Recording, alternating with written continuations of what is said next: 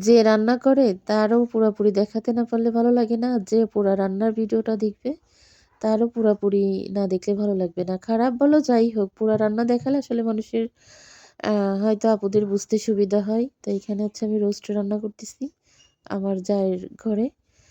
তো ও রান্না করে রোস্ট ওর মতো করে। তা ও আমার রান্না রোস্ট খেয়ে বলতেছে, "আপা আপনারটা সুন্দর হয়।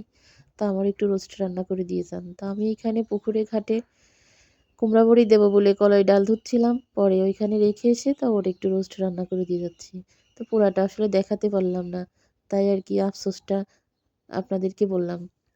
তো এখানে আমি পেঁয়াজ, রসুন, আদা, গরম মসলা, জিরা সবকিছু ব্লেন্ডার করে নিয়ে মসলাটা পুরো ভেজে নিছি। মসলাটা যখন ভাজা হয়ে গেছে তখন হচ্ছে এইখানে হচ্ছে টক দই, গুঁড়া দুধ আর সস দিয়ে দিছি। সস দিয়ে আর একটু কষায় নিয়ে তারপরে কিন্তু যে মুরগিটা দিয়ে দিছি। মুরগিটা যখন আ আধা রান্না হয়ে গেছে, আধা রান্না মানে অর্ধেক রান্না হয়ে গেছে। অনেকে বুঝবে, অনেকে বুঝবে না। এজন্য পরে বললাম অর্ধেক রান্না হয়ে গেছে তখন এই যে পেঁয়াজ ব্রেস্তা দিয়ে দিচ্ছি। আরও কিন্তু একদম শুকনা, শুকনা করে কষায় শুকনা, শুকনা করে ভুনা করে আমি নামিয়ে ফেলবো। তা আমি আরেকটু তেল দিই। রোস্টে আমি একটু তেল বেশি দিই। কিন্তু এরা একটু তেল কম খায় বিধায় ওদের মতো করে দিলাম। তা আমি কিন্তু ঝোল এত রাখবো না, আরও শুকাই ফেলবো। শুধু তেলের ঝোল থাকবে। আর এই যে এর মাঝখানে কিন্তু আমি একটু চিনি দিয়ে দিছি। হালকা একটু চিনি এড করছি।